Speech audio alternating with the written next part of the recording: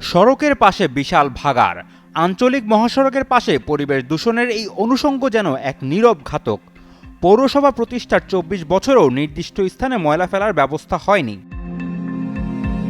কুমিল্লার দেবিদ্বার পৌরসভার শাইলচর গ্রাম যেন ময়লার গ্রাম। কয়েক মিনিটের দূরত্বেই দেখা মেলে ভাগাড়, যেন ভাগাড়ের তৈরি গ্রাম শাইলচর। আমরা এদিক দিয়া গাড়ি চলাকালীনে এক হাতে গাড়ি চালাইতে হয়, আরেক হাতে নাকে ধরে রাখতে হয়।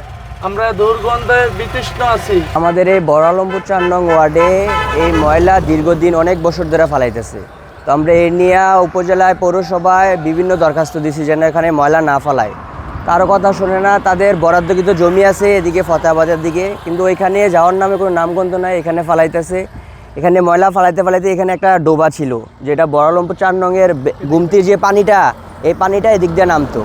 এখন এই ময়লা ফালানোর কারণে এখানে একবারে বড় হয়ে গেছে। পৌর এলাকায় নির্দিষ্ট ডাম্পিং স্টেশন না থাকায় ময়লা আবর্জনার স্তূপ চোখে পড়ে সর্বত্র। পাশাপাশি পৌর পরিচ্ছন্নতা কর্মীরা সব আবর্জনা এনে কুমিল্লা সিলেট মহাসড়কের অন্তত ৫ থেকে ৬টি স্থানে ফেলেন। দেবিদ্বারবাসীর কাছে জানাইতেছি ২০০২ থেকে পৌরসভা শুরু হয়েছে।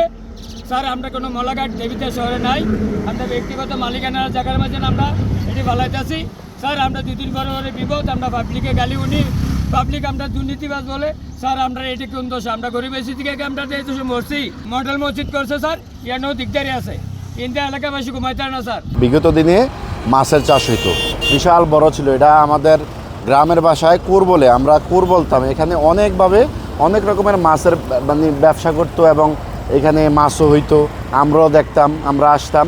কিন্তু বিগত ১০ থেকে ১২ বছর যাবৎ এখানে মাছ চাষ হয় না, কেননা এখানে ময়লাগুলো ফালাইয়া মানে এমন একটা পরিবেশ সৃষ্টি করছে, আপনি নিজেও এই দিক দিয়ে হাঁটাচলা করতে পারবেন না। টানা ৭ম-বারের মতো বেস্ট টিস্যু পেপার ব্র্যান্ড হিসেবে স্বীকৃতি পেয়েছে বসুন্ধরা টিস্যু। সড়কের পাশের এমনই এক ভাগাড়ের পাশেই রয়েছে নান্দনিক মডেল মসজিদ, কিন্তু অভিযোগ আছে দুর্গন্ধের কারণে এই মসজিদে তেমন মুসল্লি সমাগম হয় না। অনেক সময় বর্জ্য পোড়ানোর ধোঁয়ায় এই এলাকায় চলাচল কঠিন হয়ে পড়ে। এই দূষণ হতে পারে দীর্ঘমেয়াদী শারীরিক ক্ষতির কারণ।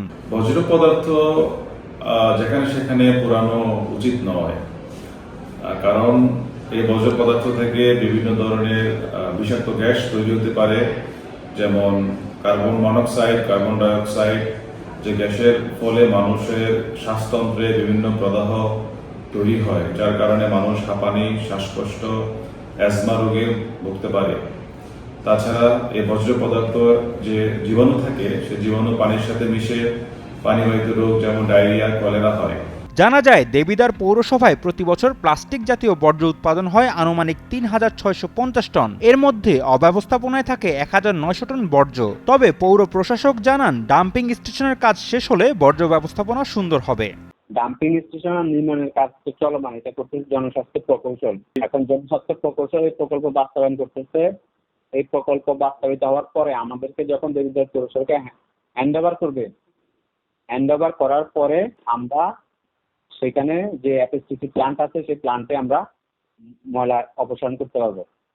আর আমরা সাময়িকভাবে এখন প্রতিকার হিসেবে আমরা চেষ্টা করতেছি 15 বা তার আশেপাশের জায়গায় ক্রয় করে পৌরসভার জন্য ওই নির্ধারিত স্থানে যেন ময়লাটা ডাম্পিং করা যায়, সেই ব্যবস্থা গ্রহণ করতেছি আর কি।